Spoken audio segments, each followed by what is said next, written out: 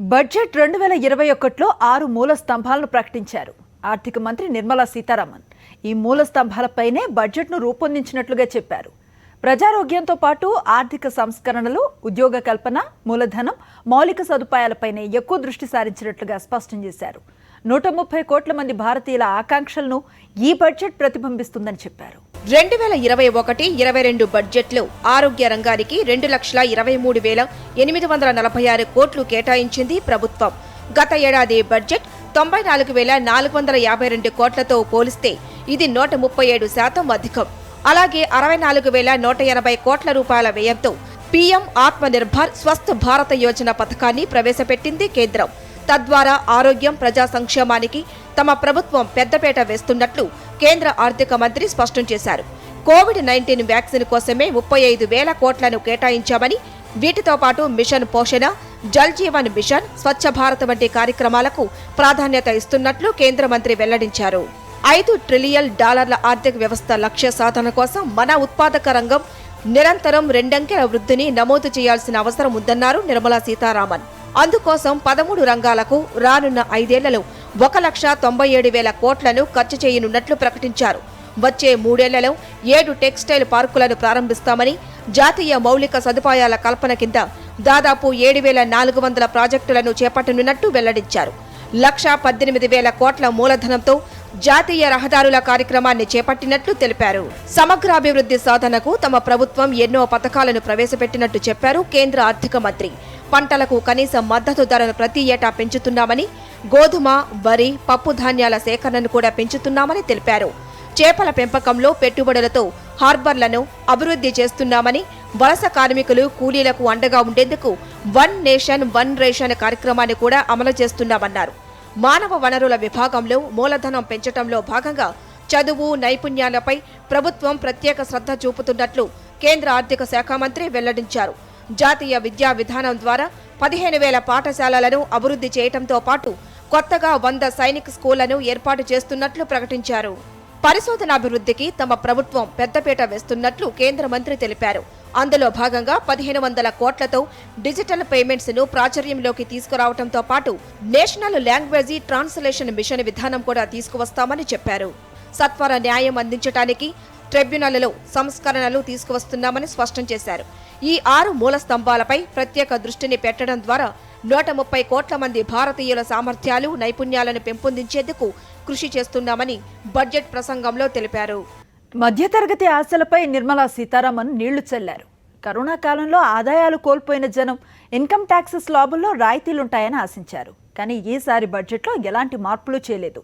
దీంతో పన్ను చెల్లింపుదారులు తీవ్ర నిరాశకు గురయ్యారు. అయితే సీనియర్ సిటిజన్లకు కేంద్రం ఊరట కల్పించింది. 75 ఏళ్ల వయసు పైబడిన వారికి ఆదాయ పన్ను దాఖలలో మినహాయింపునిచ్చింది. కరోనా తెచ్చిన కష్టాలతో తీవ్ర ఇబ్బందులు పడ్డ సామాన్యుడు కేంద్ర బడ్జెట్పై కోటి ఆశలు పెట్టుకున్నాడు. ఇంతకు ముందెప్పుడు కనీవిని ఎరుగని బడ్జెట్ అని నిర్మలమ్మ ప్రకటించడంతో మధ్యతరగతి ఊరట కలిగించే ఎన్నో వరాలు ప్రకటిస్తారని ఆశించారు. అయితే ఆ ఆశలపై కేంద్రం నీళ్లు చల్లింది. ఈ బడ్జెట్ సామాన్యుడికి ఎలాంటి ఊరడింపు నిర్ణయాలు వెలువడలేదు. ఆదాయ పన్ను స్లాబుల్లో కేంద్రం ఎలాంటి మార్పులు చేయలేదు. దీంతో పన్ను చెల్లింపుదారులను కేంద్ర బడ్జెట్ తీవ్ర నిరాశకు గురిచేసింది. సామాన్యుడికి నిరాశ కలిగించిన కేంద్ర బడ్జెట్ వృద్ధులపై మాత్రం కాస్త కరుణ చూపించింది. 75 ఏళ్లు దాటిన సీనియర్ సిటిజన్లు ఐటీ రిటర్ను దాఖలకు మినహాయింపు కల్పిస్తున్నట్లు ప్రకటించారు. పింఛను, వడ్డీ ఆదాయం ఆధారంగా ఐటీ మినహాయింపు కల్పిస్తున్నట్టు ప్రభుత్వం ప్రకటించింది. కేంద్రం తాజా నిర్ణయంతో పింఛను, వడ్డీతో జీవించే వారికి ఐటీ రిటర్ను దాఖలు నుంచి మినహాయింపు లభించనుంది. దీంతో పాటు ఎన్ఆర్ఐలకు డబుల్ టాక్సేషన్ నుంచి ఊరటనిచ్చింది కేంద్రం. పన్ను వివాదాల నివారణకు వివాద పరిష్కార కమిటీ ఏర్పాటు చేయనున్నట్టు ఆర్థిక మంత్రి ప్రకటించారు. 50 లక్షల లోపు ఆదాయం, 10 లక్షల లోపు వివాదాలు ఉన్నవారు నేరుగా కమిటీకి అప్పీలు చేసే అవకాశం కల్పిస్తున్నట్టు కేంద్రం ప్రకటించింది.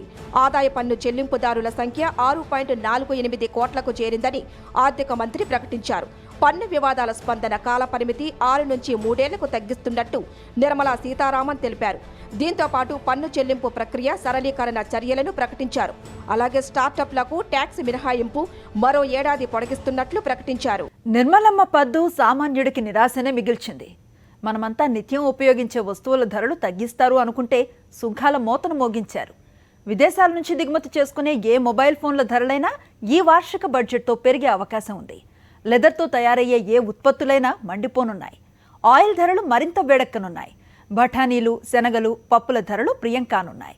బంగారం, వెండి ధరలు తగ్గే అవకాశం కల్పిస్తూ మగువల మనసును దోచే ప్రయత్నం చేశారు నిర్మలమ్మ. ఎంతో ఆశతో ఎదురుచూసిన సామాన్యుడికి నిర్మలా సీతారామన్ ప్రవేశపెట్టిన వార్షిక బడ్జెట్ నిరాశనే మిగిల్చింది. పలు వస్తువులపై అగ్రి ఇన్ఫ్రా సుంకం విధించారు నిర్మలా సీతారామన్. వేటిపై ఎంతెంత సుంకం విధించారో ఓసారి చూద్దాం. ఎంతో ఆశతో ఎదురుచూసిన సామాన్యుడికి నిర్మలా సీతారామన్ ప్రవేశపెట్టిన వార్షిక బడ్జెట్ నిరాశే మిగిల్చింది. లీటర్ పెట్రోల్పై ₹2.50, డీజిల్పై ₹4 వ్యవసాయ సెస్సు విధించనున్నారు. దాంతో పెట్రోల్ మంట ఇప్పట్లో చల్లారే సూచనలు కనిపించడం లేదు. పలు వస్తువులపై అగ్రి ఇన్ఫ్రా సుంకం విధించారు నిర్మలా సీతారామన్. వేటిపై ఎంతెంత సుంకం విధించారో ఓసారి చూద్దాం.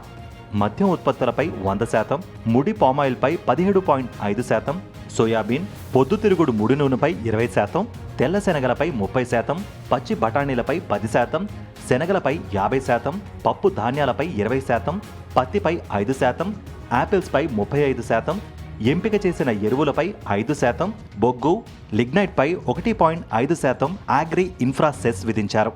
ఇక మొబైల్ ఫోన్లు, ఛార్జర్లపై దిగుమతి సుంకాన్ని పెంచుతున్నట్లు ప్రకటించారు నిర్మల. దేశీయ తయారీని ప్రోత్సహించడం, గ్లోబల్ వాల్యూ చైన్ను మెరుగుపరిచి ఎగుమతులను పెంచడానికి ఈ నిర్ణయం తీసుకున్నట్టు చెప్పారామె. దీంతో దిగుమతి చేసుకున్న మొబైల్ ఫోన్లు, ఛార్జర్ల ధరలు పెరగనున్నాయి. ఆయా వస్తువులపై కస్టమ్స్ డ్యూటీ 5% నుంచి 10% పెంచుతున్నట్టు ప్రకటించారు. వాహన విడిభాగాలు, సౌర పరికరాల ఉత్పత్తి, ముడి పట్టుపైన సుంకాలను పెంచారు. స్టీల్ తుక్కుపై మార్చ్ 2022 వరకు పన్ను మినహాయిస్తున్నట్టు స్పష్టం చేశారు. కాటన్పై 10% కస్టమ్స్ డ్యూటీ పెంపుతో దిగుమతి చేసుకునే ప్రీమియం దుస్తులు మరింత ప్రియం కానున్నాయి. అదేవిధంగా లెదర్ ఉత్పత్తులు, సోలార్ ఇన్వెస్టర్ల ధరలు పెరగనున్నాయి. ఆటోమొబైల్ రంగంలో కస్టమ్ డ్యూటీ పెంపుతో కార్ల విడిభాగాల ధరలు కూడా పెరగనున్నాయి. ఎలక్ట్రానిక్ వస్తువులు, మొబైల్ ఫోన్లు, ఛార్జర్లు, సింథటిక్ జెమ్ స్టోన్స్, లెదర్ ఉత్పత్తులు, చెప్పులు, సోలార్ ఇన్వెస్టర్లు, సోలార్ లాంతరులు, ఆటో విడిభాగాలు, స్టీల్ స్క్రూలు, cotton, raw silk, yarn silk, alcoholic beverages, crude palm oil, crude soybean, sunflower oil, apples, బొగ్గు, లిగ్నైట్, యూరియా, ఫర్టిలైజర్ల ధరలు పెరిగే అవకాశం ఉంది. ఇక ధరలు తగ్గే వాటిలో బంగారం, వెండి వస్తువులు ఉన్నాయి. ఐరన్, స్టీల్, నైలాన్ దుస్తులు, నైలాన్ ఫైబర్, కాపర్ వస్తువులు, ఇన్సూరెన్స్, షూస్ ధరలు తగ్గనున్నాయి. రాగిపై పన్ను మినహాయింపులు ఇస్తున్నట్లు కేంద్రం ప్రకటించింది.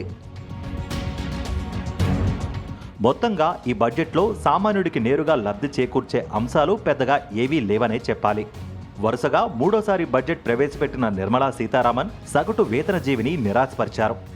దాదాపు 1:51 నిమిషాలు సాగిన నిర్మల బడ్జెట్ ప్రసంగంలో ఆదాయ పన్నులపై ఎలాంటి క్లారిటీ ఇవ్వలేదు.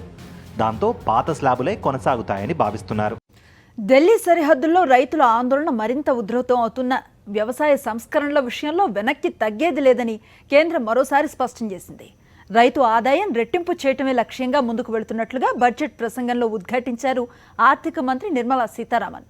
వచ్చే ఆర్థిక సంవత్సరంలో 16.5 లక్షల కోట్ల రుణాలను ఇచ్చేందుకు ఏర్పాట్లు చేస్తున్నామని చెప్పారు.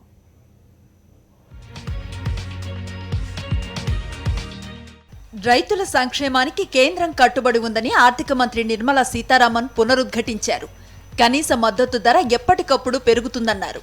పార్లమెంట్లో వార్షిక బడ్జెట్ను ప్రవేశపెట్టిన విత్త మంత్రి రైతు సంక్షేమానికి ఇప్పటికే ఎంతో చేశామని, ఇంకా చేస్తామని భరోసా ఇచ్చారు. వరి సాగు చేస్తున్న రైతుల విషయంలో కేంద్రం ఉదారంగా వ్యవహరిస్తుందన్నారు ఆర్థిక మంత్రి నిర్మలా సీతారామన్. 2013-14 ఆర్థిక సంవత్సరంలో వరి రైతులకు 63,928 కోట్లు చెల్లించగా 2019-20లో 1,41,930 కోట్లు చెల్లించామన్నారు. రానున్న ఆర్థిక సంవత్సరంలో దీని విలువను 1,72,752 కోట్లకు పెంచే దిశగా ప్రయత్నాలు చేస్తున్నట్లుగా వివరించారు. The amount paid in 2013-14 was 63,928 crores. In 2019-20, this increased to 1,41,930 crores. This is further estimated to increase to 1,72,752 crores. గతంతో పోల్చుకుంటే వ్యవసాయ రంగానికి కేటాయింపులు పెరిగాయన్నారు సీతారామన్. 2013-14 ఆర్థిక సంవత్సరంలో గోధుమ రైతులకు 33,874 కోట్లు చెల్లించగా 2019-20లో 62,802 కోట్లు, 2020-21 ఆర్థిక సంవత్సరంలో 75,060 కోట్లు చెల్లించామన్నారు. ప్రభుత్వ కొనుగోళ్ల వల్ల 2019-20లో 35.57 లక్షల మంది, 2020-21 ఆర్థిక సంవత్సరంలో 43.36 లక్షల మంది గోధుమ రైతులు లబ్ధి పొందారన్నారు. గడిచిన 6 ఏళ్లలో పప్పు ధాన్యాలపై ఖర్చు 40 రెట్లు పెరిగిందని, పత్తి రైతులకు కూడా సరైన ప్రోత్సాహకాలు అందించామని వివరించారు. వచ్చే ఆర్థిక సంవత్సరంలో రైతులకు 16.5 లక్షల కోట్ల రుణాలను ఇచ్చేందుకు ఏర్పాట్లు చేస్తున్నామన్నారు. To provide adequate credit to our farmers, I have enhanced the agricultural credit target to 16.5 lakh crores in this year. We will focus on ensuring increased credit flow to animal husbandry, Pashupalan, dairy and to Matsyakar. APMC వ్యవస్థను నిర్వీర్యం చేస్తున్నారని రైతులు ఆందోళన వ్యక్తం చేస్తున్న వేళ వ్యవసాయ మార్కెట్ల విషయంలో బడ్జెట్ ప్రసంగంలో కీలక ప్రకటన చేశారు సీతారామన్. మరో 1000 మండీలను ఈనాంతో అనుసంధానం చేయనున్నట్లుగా వెల్లడించారు. గ్రామీణ ప్రజలకు సాధికారతను కల్పించేందుకు ప్రభుత్వం తీసుకువచ్చిన స్వామిత్వ పథకంలో భాగంగా ఇప్పటి వరకు 1241 గ్రామాల్లోని 1.80 లక్షల మంది యజమానులు భూ హక్కు కార్డులను పొందారని, రానున్న ఆర్థిక సంవత్సరంలో దేశంలోని అన్ని రాష్ట్రాలతో పాటు కేంద్రపాలిత ప్రాంతాల్లోనూ ఈ పథకాన్ని అమలు చేసే దిశగా చర్యలు చేపడతామని మంత్రి వెల్లడించారు. గ్రామీణ మౌలిక సదుపాయాల అభివృద్ధి నిధిని 30,000 కోట్ల నుంచి 40,000 కోట్లకు, నాబార్డు కింద విడుదలవుతున్న 5,000 కోట్ల మైక్రో ఇరిగేషన్ నిధులను 10,000 కోట్లకు పెంచుతున్నట్లుగా బడ్జెట్ ప్రసంగంలో ప్రకటించారు ఆర్థిక మంత్రి. కోవిడ్ సంక్షోభం నేర్పిన పాఠాలతో బడ్జెట్లో ఆరోగ్య రంగానికి అధిక ప్రాధాన్యతనిచ్చారు కేంద్ర ఆర్థిక మంత్రి నిర్మలా సీతారామన్. హెల్త్ సెక్టార్కు రికార్డు స్థాయిలో కేటాయింపులు చేశారు. అలాగే కరోనా వ్యాక్సినేషన్కు ప్రత్యేకంగా నిధులు కేటాయించారు. భవిష్యత్తులో మహమ్మారులను ఎదుర్కొనేందుకు ప్రత్యేక ఆరోగ్య పథకాన్ని ప్రకటించారు. కరోనా మహమ్మారి దేశాన్ని కుదేలు చేసిన వేళ వార్షిక బడ్జెట్లో ఆరోగ్య రంగానికి పెద్దపీట వేసింది మోదీ సర్కార్. 2021-22 ఆర్థిక సంవత్సరానికి కేంద్ర బడ్జెట్ను లోక్సభలో ప్రవేశపెట్టిన ఆర్థిక మంత్రి Nirmala Sitharaman health and well being సెక్టార్కు కేటాయింపులు భారీగా పెంచారు. గతేడాదితో పోలిస్తే 137% అధికంగా 2.23 లక్షల కోట్లు ఆరోగ్య రంగానికి కేటాయించారు. ప్రపంచంలోనే అతిపెద్ద వ్యాక్సినేషన్ భారత్లో కొనసాగుతున్న నేపథ్యంలో కోవిడ్ టీకా పంపిణీ ప్రక్రియకు బడ్జెట్లో 35,000 కోట్లు కేటాయించారు నిర్మలమ్మ. 2021-22 ఆర్థిక సంవత్సరంలో 68.6 కోట్ల జనాభాకు డోసుకు ₹255 చొప్పున 2 డోసుల టీకాలను ఇవ్వాలని లక్ష్యంగా పెట్టుకున్నట్లు తెలిపారు. ఒకవేళ డోసుల ధర పెరిగితే బడ్జెట్ను మరింత పెంచుతామని భరోసా ఇచ్చారు. త్వరలోనే మరో 2 వ్యాక్సిన్లు దేశంలో అందుబాటులోకి రానున్నాయని తెలిపారు Nirmala Sitharaman. Honorable Speaker, I have provided 35,000 crores of rupees for COVID-19 vaccines in this year 21-22. I am committed to provide further funds if required. So the budget outlay for health and well-being is 2,23,846 crores in this BE 21-22 as against the BE of only 94,452 crores, and it marks an increase of 137%. పట్టణ ప్రాంతాల్లో రక్షిత మంచినీటి కోసం ప్రధాని Jal Jeevan machine urban ప్రారంభించనున్నట్టు చెప్పారు ఆర్థిక మంత్రి సీతారామన్. ఈ పథకం ద్వారా 87,000 కోట్లతో 500 నగరాల్లో మురుగునీటి శుద్ధి కేంద్రాలు ఏర్పాటు చేయనున్నారు. స్వచ్ఛ భారత్ మిషన్ కు 141,678 కోట్లు బడ్జెట్లో కేటాయించారు. అలాగే నగరాల్లో వాయు కాలుష్య నివారణకు 2,217 కోట్లు కేటాయించారు. The urban Swachh Bharat Mission 2.0 will be implemented with a total financial allocation of 1,41,678 crores over a period of 5 years from 2021. To tackle the burgeoning problem of air pollution, I propose to provide an amount of 2,217 crores of rupees for 42 urban centers with 1 million plus population in this budget. కరోనాతో ఎదురైన అనుభవాలను దృష్టిలో పెట్టుకుని బడ్జెట్లో కొత్త ఆరోగ్య పథకాన్ని ప్రకటించారు ఆర్థిక మంత్రి నిర్మలా సీతారామన్. 64,180 కోట్లతో ప్రత్యేక నిధి ఏర్పాటు చేసి పీఎం ఆత్మనిర్భర్ ఆరోగ్య యోజన అమలు చేయనున్నట్టు వెల్లడించారు. నివారణ, చికిత్స, సంపూర్ణ ఆరోగ్య విధానంలో ఈ పథకం రూపొందించినట్టు వివరించారు. 9 BSL 3 స్థాయి ప్రయోగశాలలు, 15 అత్యవసర ఆరోగ్య కేంద్రాలు ఏర్పాటు చేయనున్నట్టు చెప్పారు. దేశంలోని అన్ని జిల్లాల్లో సమీకృత వ్యాధి నిర్ధారణ కేంద్రాలు ఏర్పాటు చేస్తామన్నారు. దేశంలో కొత్తగా 4 ప్రాంతీయ వైరల్ ల్యాబ్లు ఏర్పాటు చేస్తామని ఆర్థిక మంత్రి ప్రకటించారు.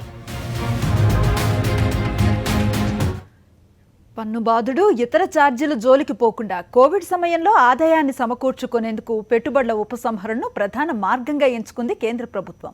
కీలకమైన సంస్థలను ప్రైవేటీకరించనున్నట్లుగా ప్రకటించింది. గతేడాదితో పోలిస్తే లక్ష్యాన్ని కుదించడంతో పాటు ఇప్పటికే కొంతవరకు డిజిన్వెస్ట్మెంట్ పనులను పూర్తి చేసుకున్న సంస్థలను ఓ తీరానికి చేర్చాలని నిర్ణయించింది. 2021-22 ఆర్థిక సంవత్సరంలో డిజిన్వెస్ట్మెంట్ల ద్వారా 1.75 లక్షల కోట్లను సమీకరించాలని లక్ష్యంగా పెట్టుకుంది కేంద్ర ప్రభుత్వం. గతేడాది అనుభవాలను దృష్టిలో పెట్టుకుని ఈసారి టార్గెట్కు కళ్లెం వేసింది. ఆత్మనిర్భర్ భారత్ కింద కేవలం 4 వ్యూహాత్మక రంగాల్లోని కంపెనీలు మినహా మిగిలిన ప్రభుత్వ కంపెనీలను క్రమంగా కేంద్రం ప్రైవేటీకరించనుంది. I have estimated 1,75,000 crores as receipts from disinvestment in BE 21-22. 2021-22లో IDBI bank, BPCL shipping corporation, container corporation, Nilachal Ispat Nigam limited, Pawan Hans, air ఇండియాల్లోని వ్యూహాత్మక వాటాల విక్రయాన్ని పూర్తి చేయాలని కేంద్రం నిర్ణయించింది. IDBI బ్యాంక్ సహా మరో 2 ప్రభుత్వ రంగ బ్యాంకులను ప్రైవేటీకరించనుంది. వీటితో పాటు ఒక జనరల్ ఇన్సూరెన్స్ సంస్థను ప్రైవేటీకరిస్తున్నట్లుగా ఆర్థిక మంత్రి వెల్లడించారు. ప్రకటించిన కంపెనీల్లో పెట్టుబడుల ఉపసంహరణను ఈ ఏడాదే పూర్తి చేస్తామన్నారు. దీంతో పాటు భవిష్యత్తులో పెట్టుబడులను ఉపసంహరించాల్సిన వాటిపైన జాబితాను సిద్ధం చేయాలని నీతి ఆయోగ్ను కోరారు. To fast forward the disinvestment policy, I'm asking NITI to work out on the next list of center public sector companies that would be taken up for strategic disinvestment. To similarly incentivize states to take to disinvestment of their public sector companies, we will work out an incentive package of central funds to states. Life insurance corporation of ఇండియాలో వాటాల విక్రయం ఈ ఏడాదే పూర్తి చేస్తామని budget ప్రసంగంలో ప్రకటించారు విత్తమంత్రి సీతారామన్. ఇందుకు అవసరమైన సవరణలు తక్షణమే చేసి LICని పబ్లిక్ ఇష్యూకు తీసుకువస్తామన్నారు. వాస్తవానికి LICలో వాటాల విక్రయంపై గత బడ్జెట్లోనే ఆర్థిక మంత్రి ప్రకటన చేశారు. అయితే వివిధ కారణాల వల్ల ఇది ముందుకు సాగలేదు. వాస్తవానికి భారత ప్రభుత్వానికి LIC కామధేనువు. రైల్వేలకు 1,50,000 కోట్ల రూపాయలు, భారత్మాల హైవే ప్రాజెక్టుకు 1,25,000 కోట్ల రూపాయల పెట్టుబడులను ఈ సంస్థ సమకూరుస్తోంది. పంచవర్ష ప్రణాళికలు మొదలైన నాటి నుంచి 2017 వరకు 20 లక్షల కోట్ల రూపాయలను LIC ప్రభుత్వాలకు పెట్టుబడులుగా అందించింది. 2019-20 సంవత్సరానికి LIC దగ్గర 32 లక్షల కోట్ల రూపాయల ఆస్తులు, 31 లక్షల కోట్ల లైఫ్ ఫండ్ ఉన్నాయి.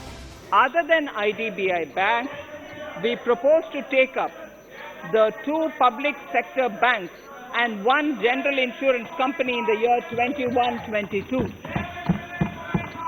This would require legislative amendments, and I propose to introduce the amendments in this session itself. In 21-22, we would also bring the IPO of LIC, for which I am bringing the requisite amendments in this session itself. ప్రస్తుతం దేశీయ మార్కెట్లు మంచి దూకుడు మీదున్నాయి. కాబట్టి ప్రభుత్వ రంగ కంపెనీలను మార్కెట్లోకి తెచ్చేందుకు ఇదే మంచి సమయమని కేంద్రం భావిస్తోంది. భవిష్యత్తులో మిగిలిన ప్రపంచ దేశాల్లో ఆర్థిక వ్యవస్థలు వేగంగా పుంజుకుంటే భారత మార్కెట్లోకి వచ్చే విదేశీ నిధుల ప్రభావం తగ్గవచ్చు. అప్పుడు ప్రభుత్వం అనుకున్న స్థాయిలో పెట్టుబడుల ఉపసంహరణ నుంచి ఆదాయం పొందలేదు. ఫలితంగా ద్రవ్యలోటు పెరిగే ప్రమాదం పొంచి ఉంది.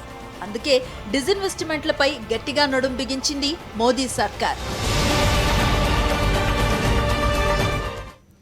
భారత జనాభా దాదాపు 130 కోట్ల మంది. ప్రతి 10 ఏళ్లకు దేశంలో జనగణన జరుగుతోంది. జనభారతంలో ఇదో భారీ ప్రహసనం అనే చెప్పాలి. అయితే ఈసారి పెన్ను పేపర్ లేకుండా జనాభా లెక్కలు పూర్తి కానున్నాయి. చరిత్రలో తొలిసారిగా డిజిటల్ సెన్సస్ను గ్రీన్ సిగ్నల్ ఇచ్చింది కేంద్ర ప్రభుత్వం. ఈ మేరకు బడ్జెట్లో ప్రకటన చేశారు ఆర్థిక మంత్రి నిర్మలా సీతారామన్. అంతేకాకుండా గగన్యాన్ ప్రాజెక్టు కూడా ఈ ఏడాది చేపట్టనున్నట్లుగా తెలిపారు. 2021-22 వార్షిక బడ్జెట్ను లోక్సభకు సమర్పించిన కేంద్ర ఆర్థిక మంత్రి Nirmala Sitharaman digital trend set చేశారు.